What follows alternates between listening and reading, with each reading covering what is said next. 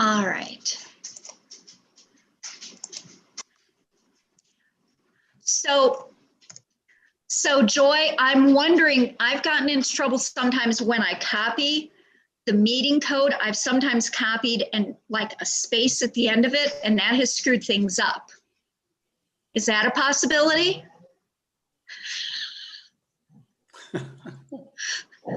You have run through my entire stock of tech skills here, my dear.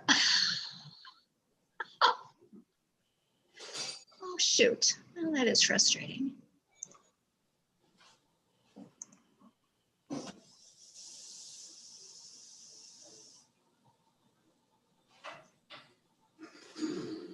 All right.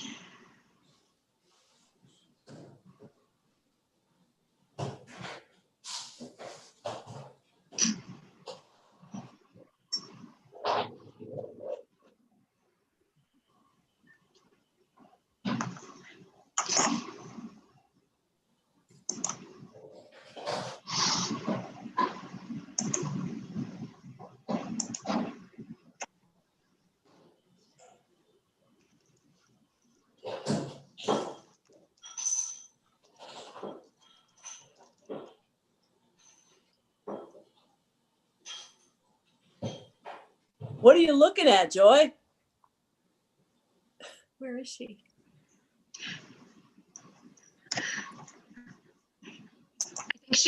I think she's seeking, she has no sound. She's tried everything. Oh, okay. No. Okay. She's seeking inspiration from the tech gods, I believe. I see. Okay. We ought to get together. I don't have a picture and she doesn't have sound. Put our sets together and maybe we'll make out. And you're fine, yeah. Yeah, she said she tried turning off the computer. She hasn't included an extra space at the end of the code. Her phone is not accepting the meeting ID. So maybe her only option is YouTubing it today. Mm. We'll see. Kate, I'm working on, I've gotten sloppy on the extended fasting between last meal of one day and the first meal of the other. So I'm working to get back to that. And it doesn't matter what you're eating. It looks delicious. Sorry about that. Well, I have my trusty coffee here. That's still some calories and a little bit of a cheat. And you know what? It just has to be that way.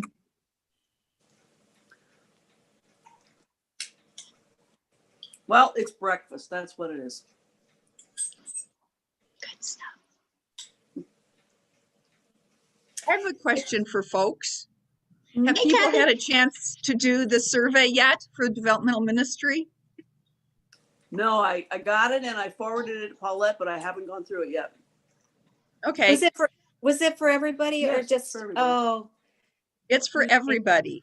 So it'd be Yeah. for both of you? yeah. Right, but I thought we were supposed to each do it separately. That's what Yeah. I mean. So your household would do two. Right. Okay. Would Kathy, I'm sure I've had the opportunity and I haven't done it. And usually I at least pull it up so that it stares at me and, says, finish me.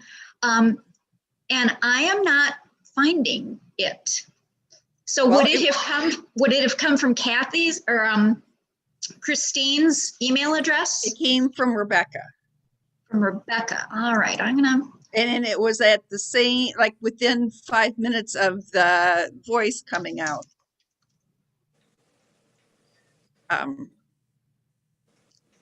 Okay. I have thought that after today's service that I would post the link on the web page. Well, that would be good.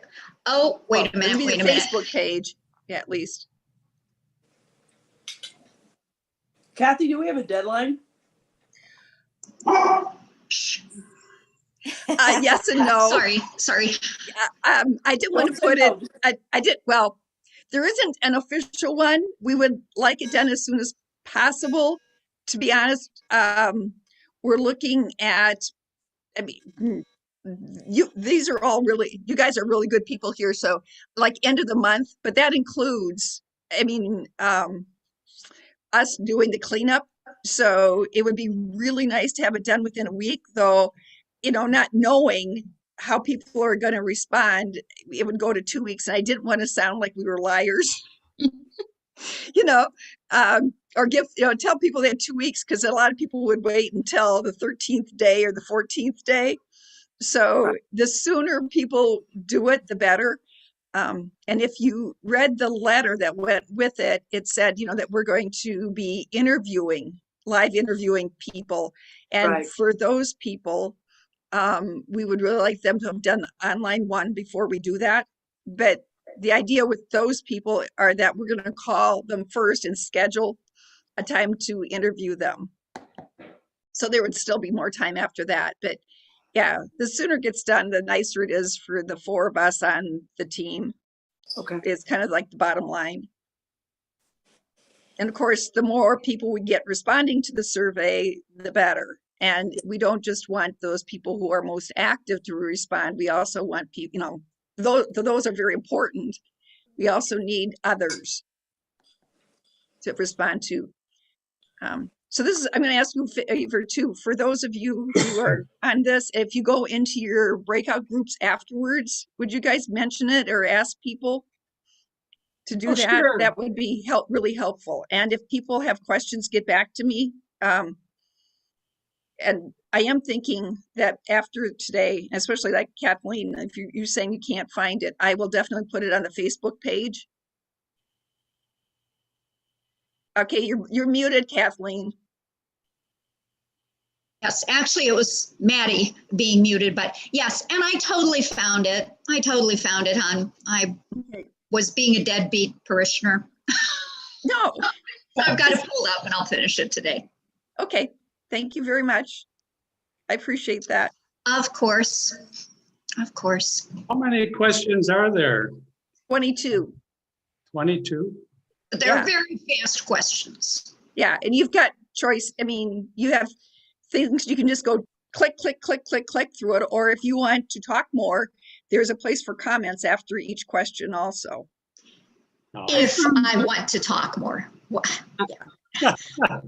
I did Yeah. too, actually, when I did it. I wanted to talk more and I did, I used the comments section. Of course, now Oh, that good. gives me my anonymity, but Well, Well, if we won't come after you. okay, good. well, I don't know. I mean, we know that if there's going to be a troublemaker, we can Yeah. narrow it down to several of you, Clarice. So I know. I have a reputation. you have to maintain it. Yes. Well, maybe I should diminish it a little. There's a difference between having a good reputation and being notorious. Well, there's that. Well, you folks, if you'll excuse me for a little bit, I have to go down and get my meal. Otherwise, I don't get one for today. And I will probably join you again when the service is going. Very happy. Enjoy. It's Okay, Henry. All right. Yeah. I'm happy that I can get on your Yeah. service quite often. And I wish I could get the whole thing, but I only get half because I live in a senior development, and on Sundays there's only one meal, and if you don't get there on time, you go without your meal for the day. Well, hush, go feed yourself. So thank you for allowing me to listen to you, and it's very interesting. I wish that all churches, and pretty much in the East, they do now have services on the computer, and that's nice. So I won't take any more of your time, and I appreciate sharing this with you. Have a good day, and I will try to get back right after I have my meal. All right, Okay? enjoy. Take care. Thank you. Bye now.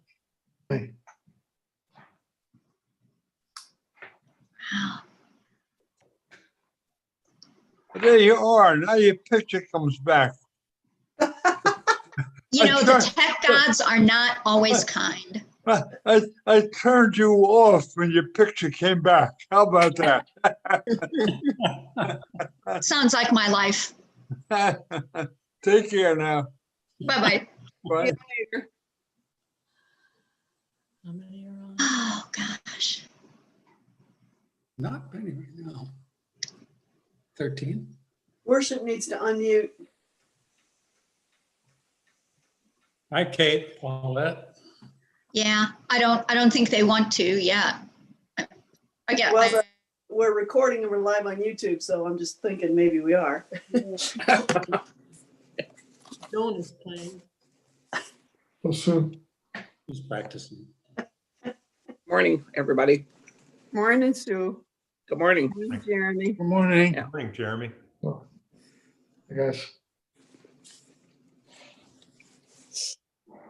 I'm done before this. I can see worship, but they're muted. Real or? Yeah, I wonder. Oh, I think that part was slow motion. But I mean, do you think it Did really? somebody send them a message? Oh, yeah.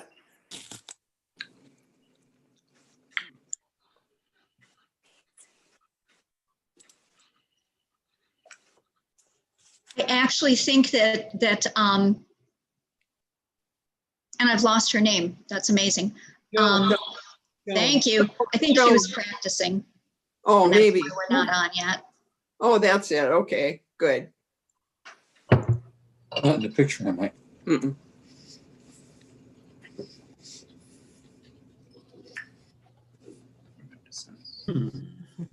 Well, Good morning, Judy. Well, is everybody glad we're in 2021 now? Oh, jeez. I still have some residual 2020 brain that hasn't been Yeah. fully purged, but I'm getting there. and I didn't know you there were was that a, old. there's a joke that's going around saying 2020 and then WON 2021. Yeah. Oh, No, they didn't. Yeah. We're still here. Yeah, Yeah, nothing much has changed. It's just gotten worse. yeah, here we go.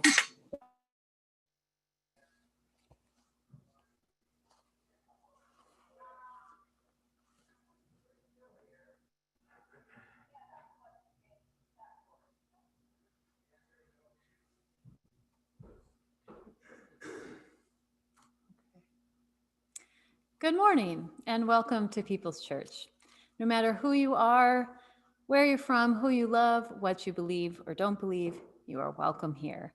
And we're so glad you've joined us for our Sunday morning virtual worship service. A few announcements before we begin. There is a new racial justice book group starting up here at People's, and the group is going to be reading Caste, The Origins of Our Discontents by Isabel Wilkerson. Please contact Clarice Krippner to sign up. On Wednesday, January 13th, that's this coming Wednesday at 7 p.m., please join us on Zoom for a presentation called Where Do We Go From Here?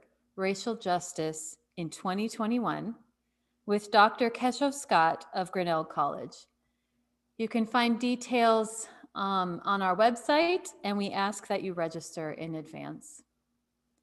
If you are interested in learning more about the art of preaching or considering joining our worship arts team, let me know because we're starting a series called The Shared Pulpit, which is an 8-part workshop that will help us understand what worship is and why and what is involved in writing a sermon.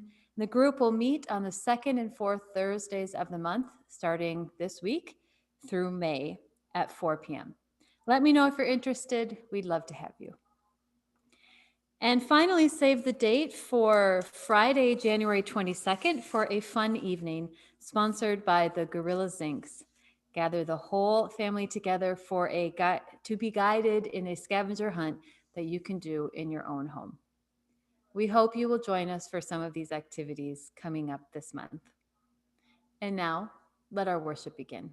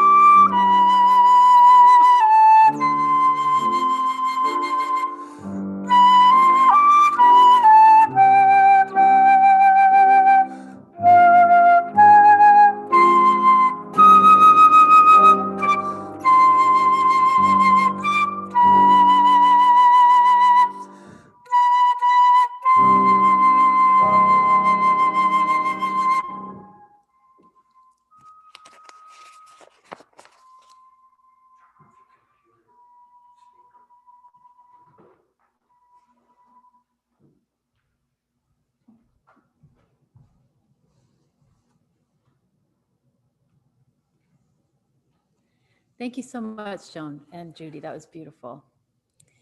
Our opening words this morning are A Blessing in the Chaos by Jan Richardson.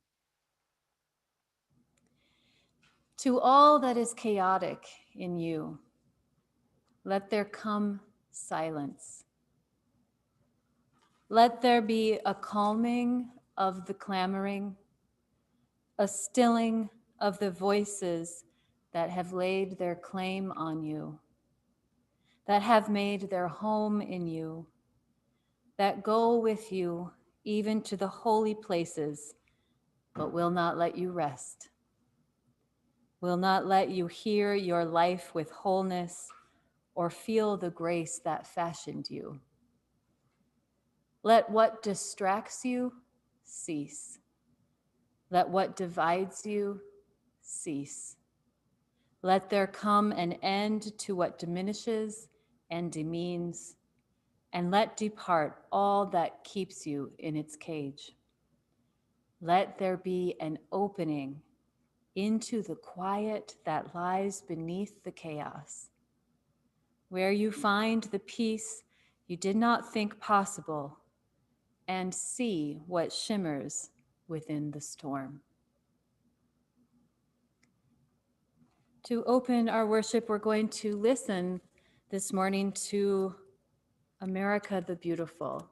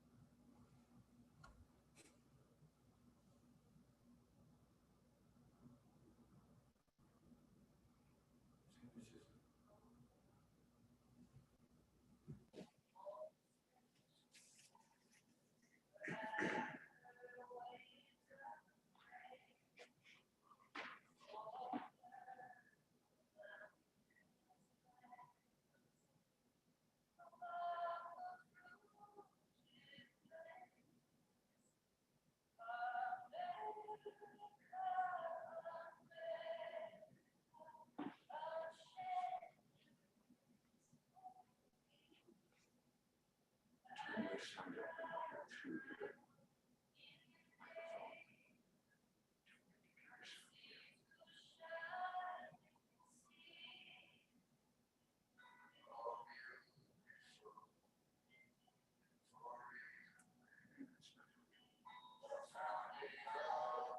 we move on and come back to it later?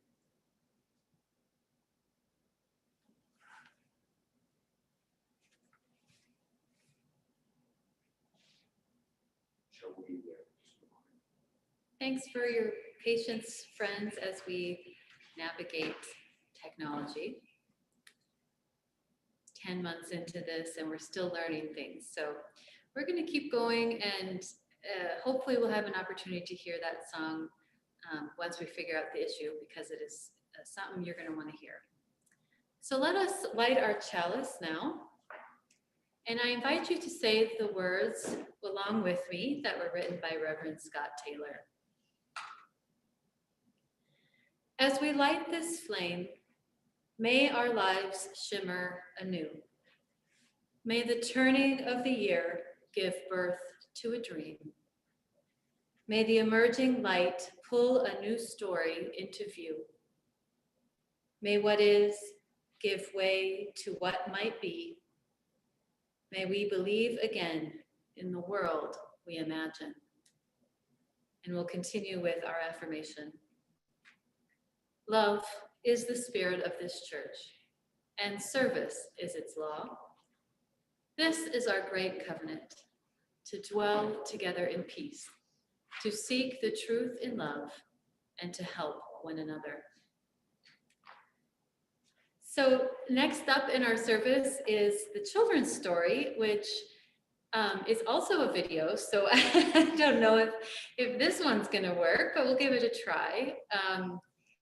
And you all might know the story of the Itsy Bitsy Spider, but I wanted to share this version of the story by Kate Toms because it invites us to think about the story a little bit differently, and it invites us to be creative and imaginative. And you'll see how the spider comes up with a new way of getting to the top of the spout. So, with any luck, we're going to try this again.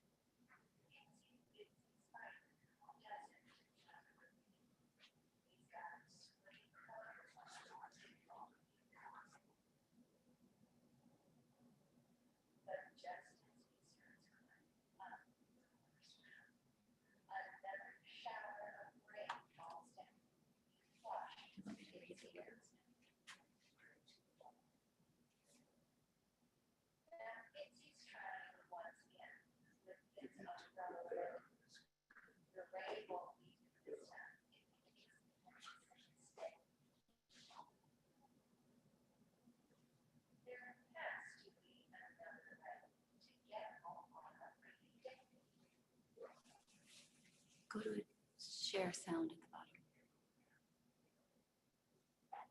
Don't, Gary, when you were there, you have to click share sound. Go back to where you just were. There's a little button that says share sound. You want to start from the beginning? Yeah, let's do it.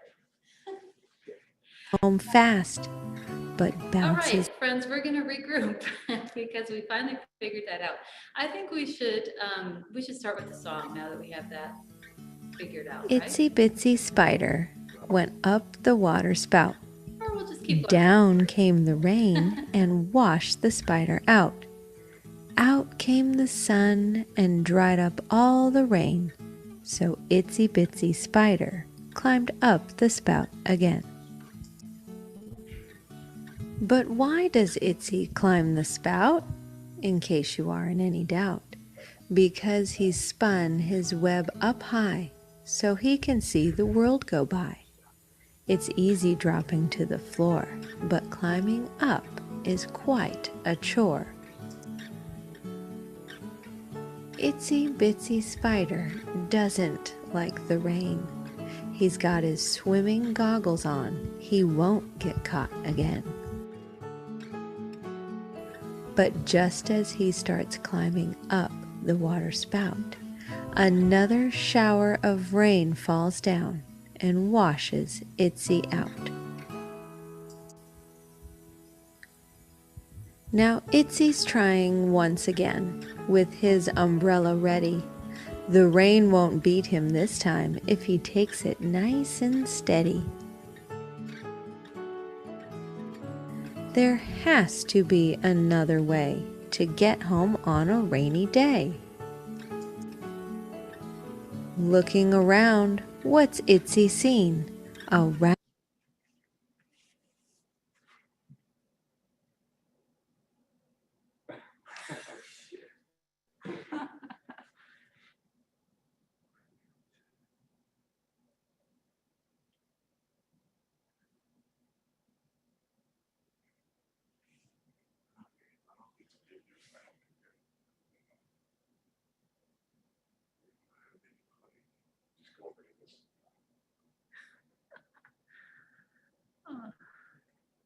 Is the sound? We went on to the next slide.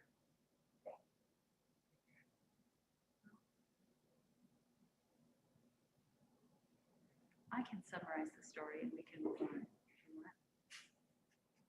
Okay, let's just end this screen share.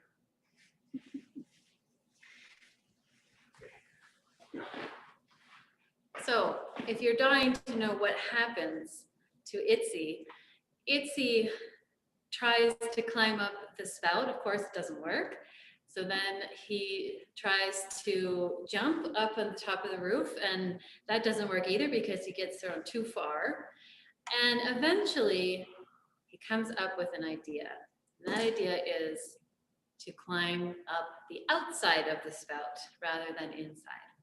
And so when he does that, he manages to get up to his home where he needs to be and learns that whatever the weather, he can make that happen. So the story is an invitation for us to think outside the box and come up with creative ways to get things done. So I have a copy of the book in my office if anybody ever wants to borrow it. It's pretty cute. And now we're gonna have a reading from Jim Federer, and he's gonna tell us the story of Joseph Tuckerman. So let's head to Florida to see Jim.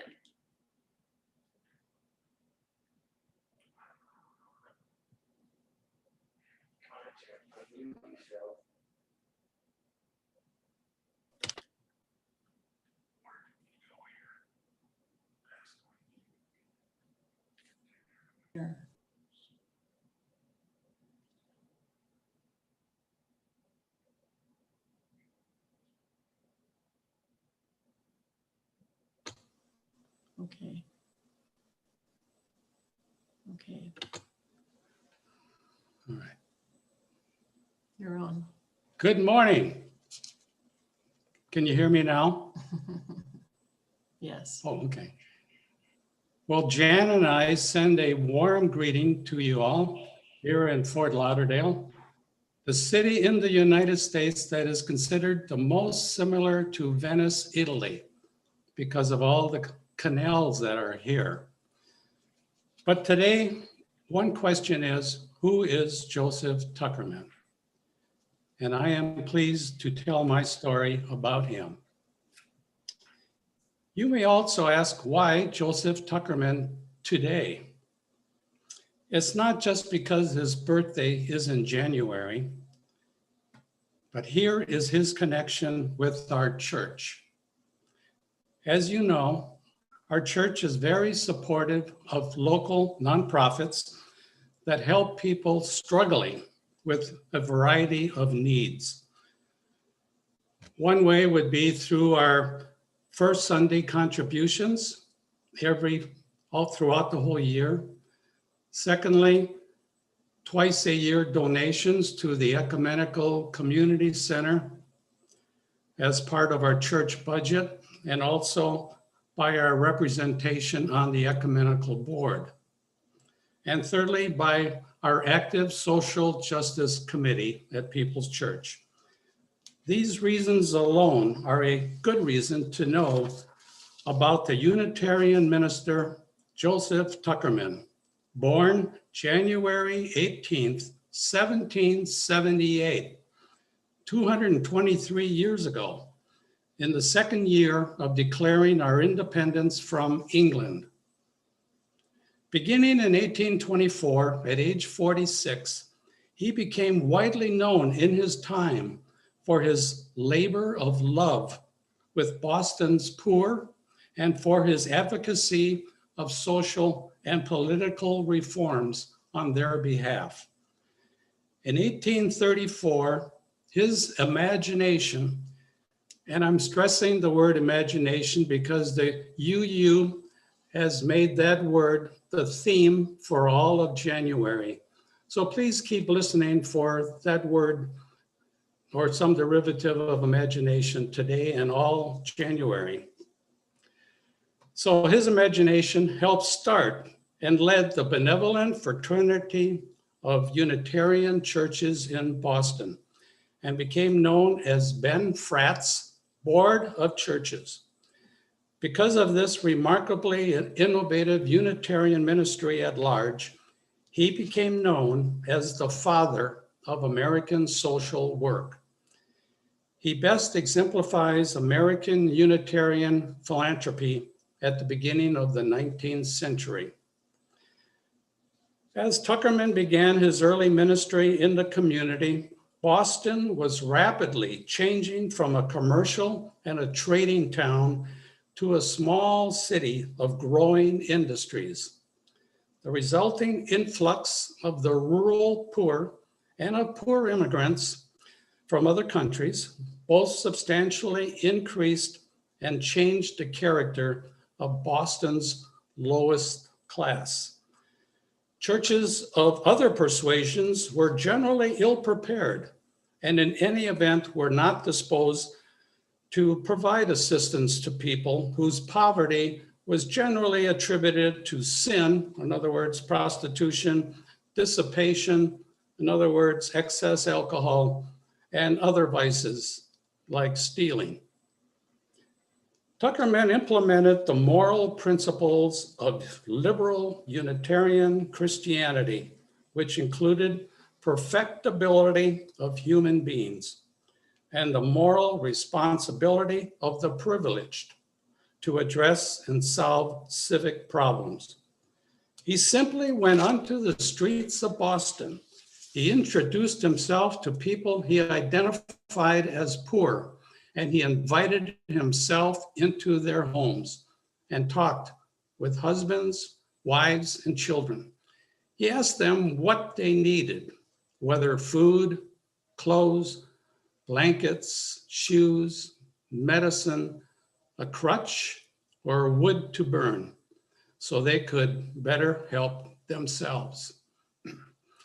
He asked all he met to send their children to his Sunday school. He considered alcoholism a disease, not a moral failing. He promoted as treatment education and the regulation of excess.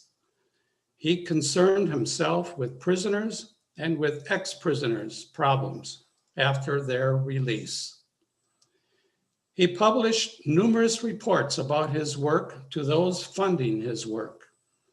Records in detail are available to explore. Ben Frat continued on after his death in 1840 at age 62 and is now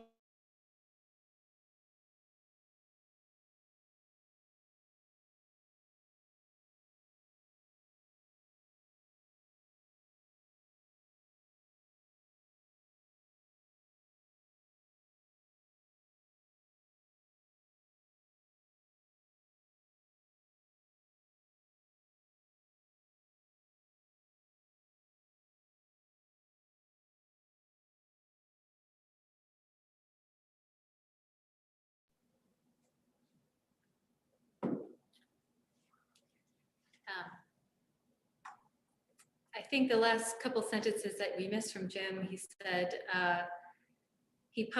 Joseph Tuckerman published numerous reports about his work, and records are available of that. The Ben Frat continued on after his death in 1840 and is now called the UU Urban Ministry. And Joseph Tuckerman's ideas have been placed in the UU 7 principles. So thank you, Jim, for sharing with us the story of Joseph Tuckerman. At this time, we're going to sing, and I invite you to join me from home. Number 125, From the Crush of Wealth and Power.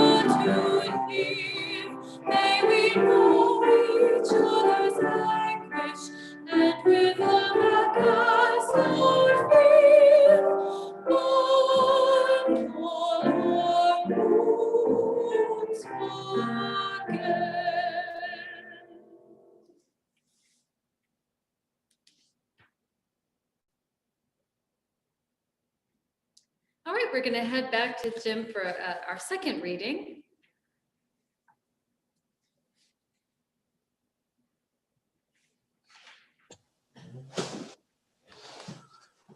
The second reading is from Arundhati Roy, and it is entitled, "The Pandemic is a Portal."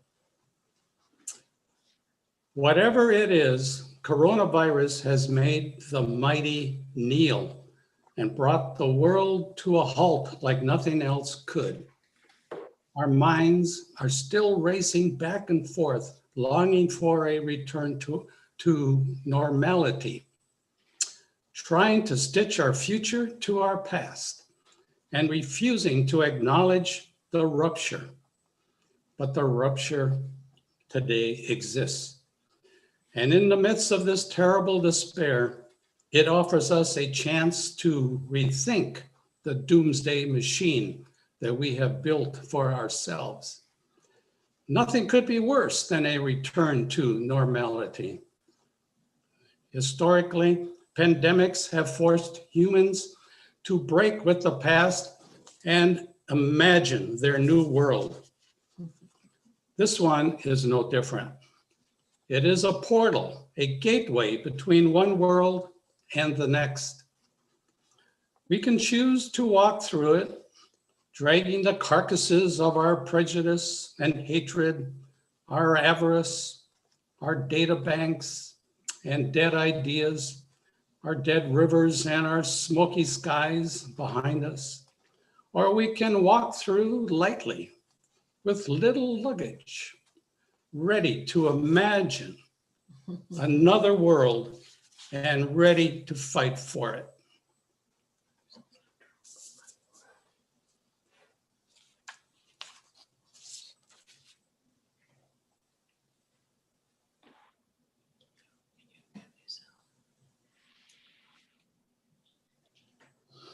Joseph Tuckerman was born in 1778 in Boston. right during the heart of the American Revolution. He was a bright but sickly child who clung to his mama. When he was 16 years old, he went off to Harvard to study. But unlike his roommate, William Ellery Channing, Tuckerman wasn't a particularly good student. He didn't much like books, but he loved people. He often went on walks around Cambridge and talked to everyone he encountered. When he was finally done with school, Tuckerman became the minister of the Congregational Church of Chelsea, Massachusetts. But he never much liked that either. He wasn't a very good preacher. He was still in poor health and he had a very weak voice. And in step with the growing Unitarian movement led by his college roommate Channing, his theology took him in a different direction. But for some reason, he stuck it out there in Chelsea for 25 years. At which point, he and Channing, who was now the leader of the American Unitarian Association, came up with an idea. Why not take Unitarianism out into the streets of Boston? The American Unitarian Association, or the AUA, hired Tuckerman to go out on his walks again and serve the poor. He went all over the streets of Boston, down to the docks, where he talked with sailors, factory workers, new immigrants, and people of all kinds. When Tuckerman met them, he listened. He listened and did his best to bring them whatever it was that they needed. In 1834, he worked with the American Unitarian Association to broaden the impact of his ministry by forming the Benevolent Fraternity of Unitarian Churches.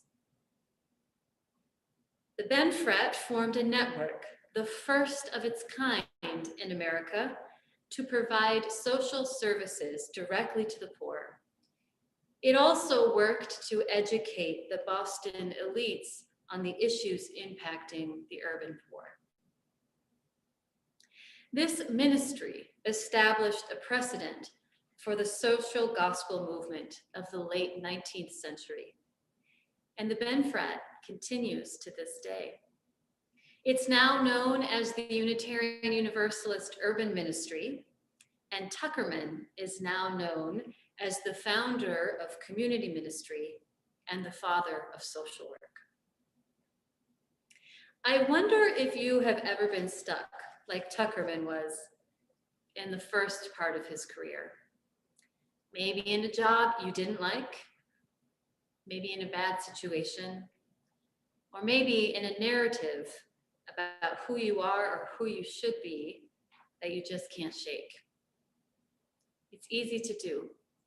Tuckerman stayed stuck doing something he didn't love for 25 years.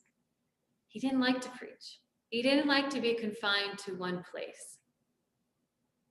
So one day, he gathered up his courage, he stepped outside of the box and found a new way. He used his imagination to reinvent his life and his ministry. No one else had ever walked the streets of Boston, meeting people where they were in order to minister to them in quite the same way. He got creative. He found a new way into the future. And it was a way that served and transformed both himself and countless others as well. As difficult as this week has been, and as horrifying as it was to see our nation's capital breached by white supremacist insurrectionists, perhaps we have a similar opportunity now to be brave like Tuckerman and to step out from old patterns into a new direction. I'm not suggesting that Tuckerman was perfect or that the BenFrat was the ultimate answer. It's a complicated story, and it's a story I happen to know quite a bit about. Before coming here to People's Church in 2016, I was on the staff of the UU Urban Ministry in Boston. It was a wonderful experience. And I remain a huge believer in the work the organization does to address poverty and injustice in the greater Boston area. But it was challenging work. The organization, just like America itself, just like Unitarian Universalism itself, was founded under the rules of white supremacy. And therefore, at least from my perspective while I was working there, had some work to do to decenter whiteness, as did I, as I still do. I learned a lot quickly in my time there about the ways in which I unconsciously center whiteness and the white perspective. This is something I will spend the rest of my life working on. The Reverend Bill Sinkford, former UUA president and current minister of First Unitarian in Portland, Oregon, also served the UU Urban Ministry about 5 years before I did. He talks about his experience in a sermon he delivered a few years ago in Portland, and he says this about Tuckerman and the early Bent Frat. It is possible to celebrate that groundbreaking effort of service by the early Unitarians. We love to do that. And that is one way to tell the story. But I can't forget that Channing created and supported those ministries of service with the explicit objective of keeping the poor and immigrant population out of his church and the other Unitarian churches of the Boston Brahmins. It was okay to serve the poor, but not to worship with them. This dynamic continued to play out in the 20th century in the Unitarianism. For example, the historic First Church of Roxbury, the building in which the UU Urban Ministry campus is currently located, was founded, like most of the New England churches in our movement, by white settler colonists. It was a white church. And then in the 20th century, Black people started moving in large numbers to Roxbury. So what happened? White flight. They moved out of town. White people did not want to live with or worship with Black people, so they left. Some of them drove back into the city for a while to keep things going, but eventually the congregation failed and they sold the building to what is now known as the UU Urban Ministry in 2003. I'm telling you all of this on this first Sunday after the insurrection because of the common theme of whiteness and white supremacy. I know I don't have to tell you all that what happened this week in our nation's capital on Wednesday was about the maintenance of white power in America. And so with all of the urgency that this moment presents, I wanted to remind us not to approach the topic of white supremacy with a sense of righteousness. The moment we are living through right now is intense, but it is no accident. It has been building to this for a long time in ways that we may or may not be fully aware that we are a part of. But there is a difference between some of us being unconscious of white supremacy and not knowing how to get unstuck from it, and what happened on Wednesday in our nation's capital. The folks who broke into the Capitol did something horrific and downright un-American. The People's House was violated and the whole nation is now feeling the impact of the assault. There are clear sides now. Those who stand for democracy and those who are against it. The people who perpetrated this are criminals and need to be held accountable. But before we assume this is some kind of unusual moment, this is not America. I had kept hearing that phrase this week. Let us remember that things aren't just suddenly going to go back to normal on January 20th. This is not a new problem. America has been here before. We have always been here, stuck between the dream of what we could be and what we actually are. Progress was made during the Reconstruction period after the Civil War and during the Civil Rights Movement of the mid-20th century. But both were met with reactionary violence and regression that curtailed true movement towards equality and liberation. And so here we are, once again, in a defining moment. Reverend Dr. William Barber refers to this time we are living through as the third Reconstruction, our third chance as a nation to acknowledge the harm done to people of color, to repent, to make it right, and to move forward together. So, what are we going to do this time? What are we going to do that's different? What are we going to do to get unstuck from the patterns of the past? Can we use our imaginations to break us loose from what hasn't been working? Whatever it is, I pray that it starts with truth telling. We must tell the truth of what happened and what is going on. Out of a long history of racism and violence in America, white supremacist, insurrectionist traitors violated our capital and our nation this week, and the President of the United States incited the violence. Our democracy has never before been in such danger. And so, let us tell the truth about that. Let us be real about that. And let us hold people accountable.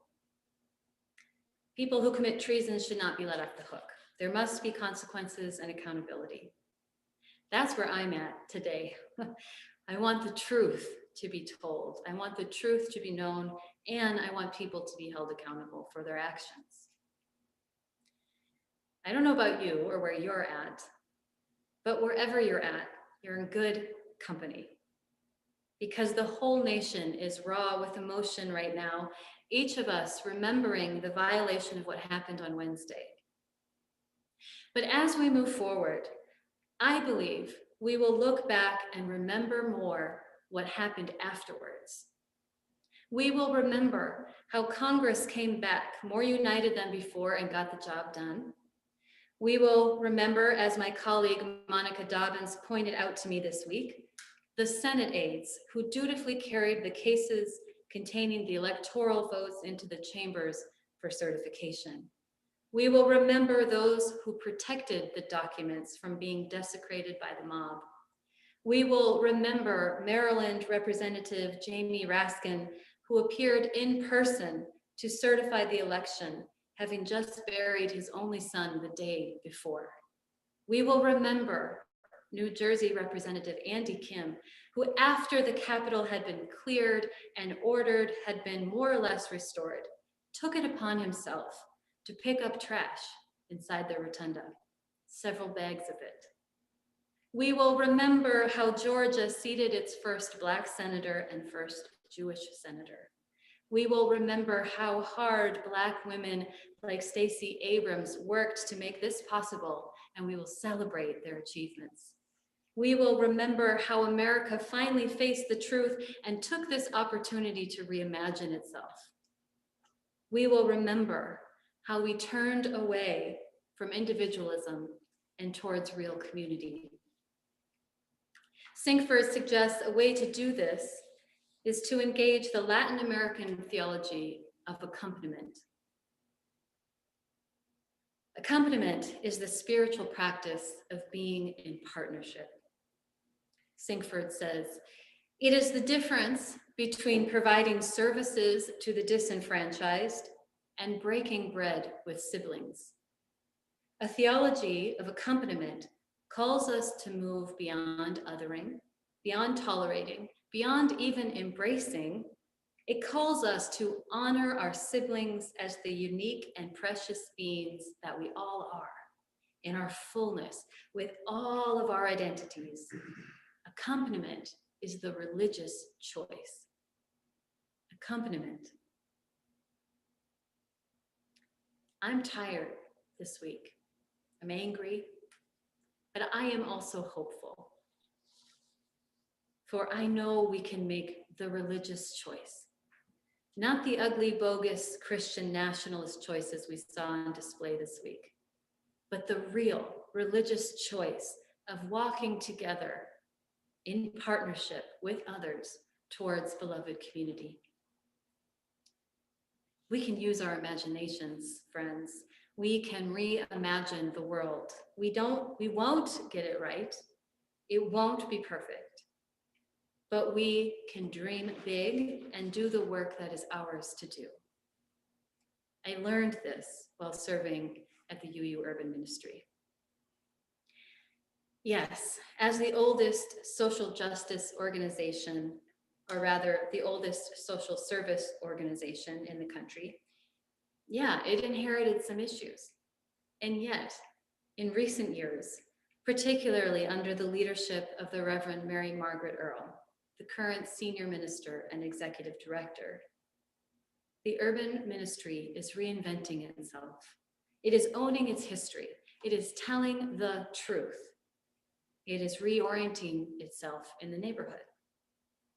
Today, on their First Church Roxbury campus, they have an after-school program for youth, a trauma-informed workforce development program for survivors of domestic violence, and a bustling arts and humanities program featuring Black artists, Black historians, and Black musicians.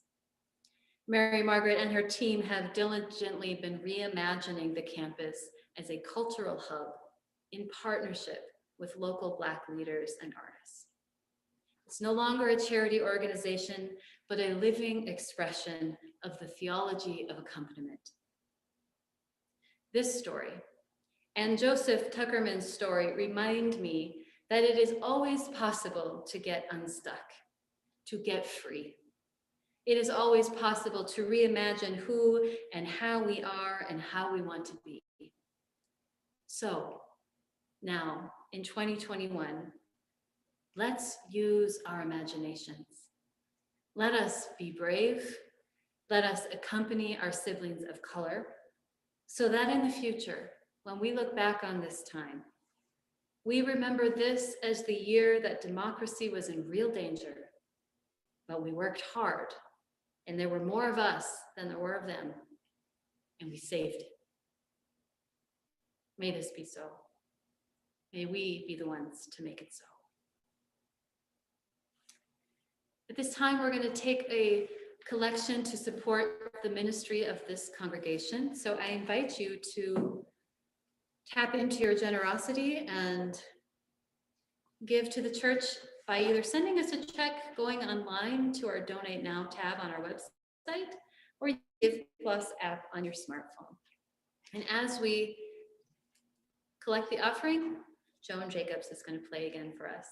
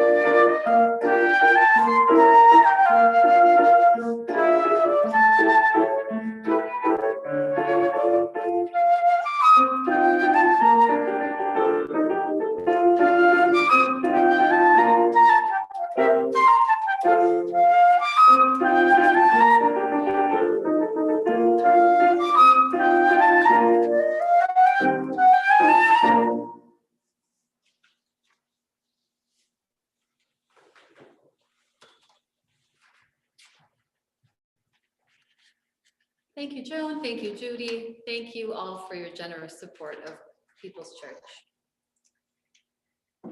At this time, I want to invite us all into a spirit of meditation. So take some deep breaths. It's been a hard week. And let us hear these words by Maya Angelou.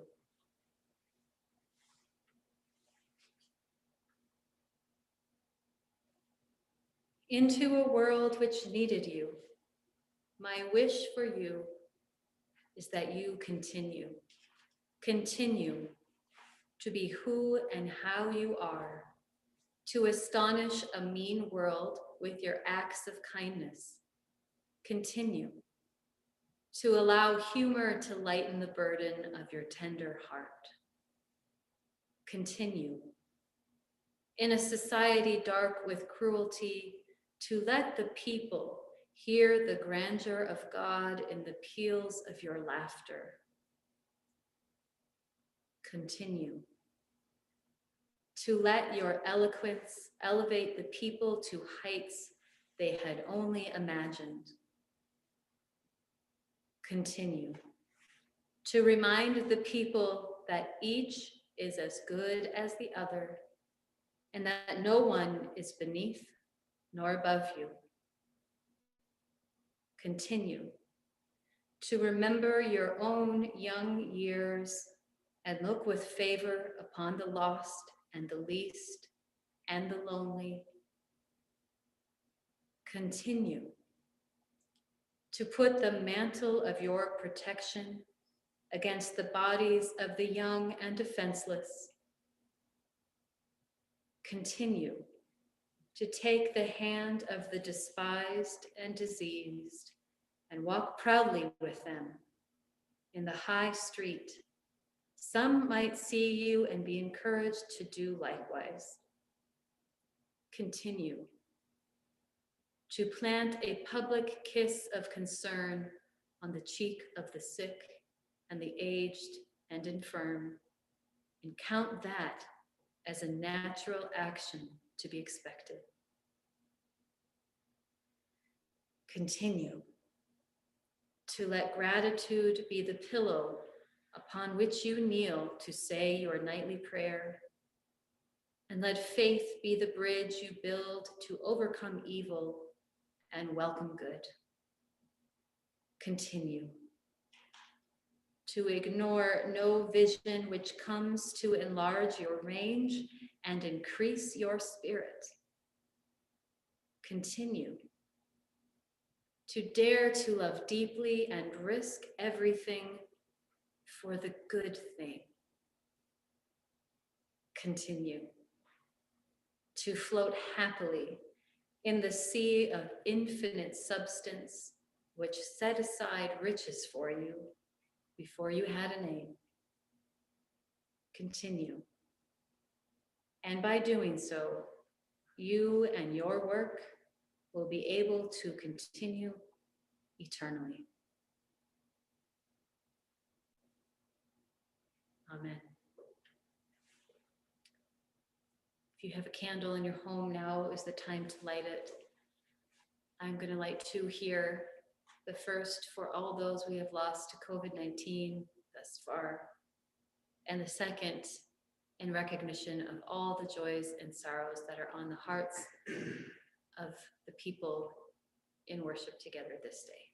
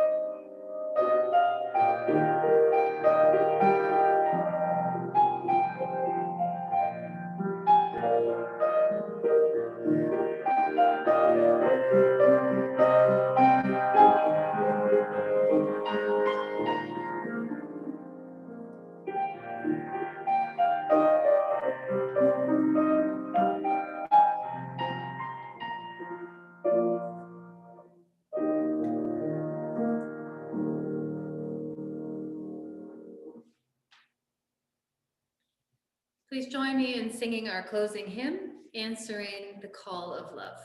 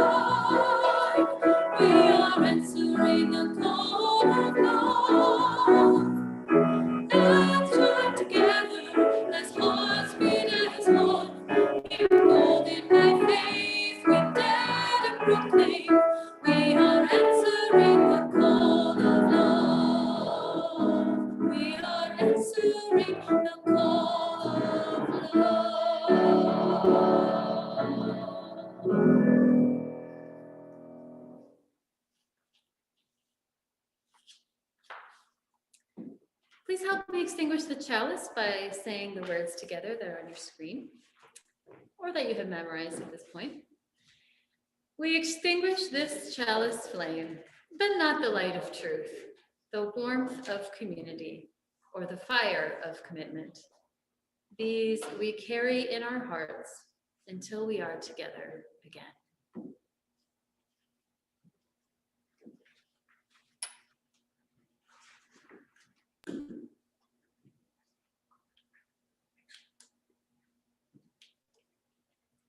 As we bid farewell to 2020, this is adieu.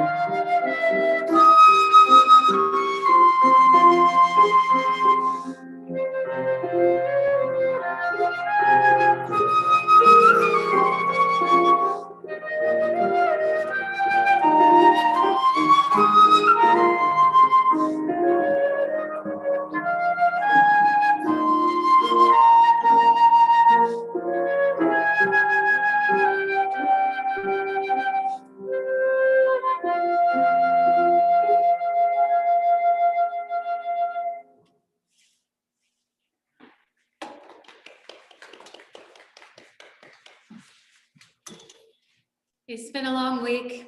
Our nation is in uncharted territory. The danger is real, but we have the power to act and determine where we go from here. So let us bravely imagine a new America. And as we go forward from this day, be kind to yourself and to one another. This is a tender time. Go in peace, and we'll see you next week. Well done, everybody.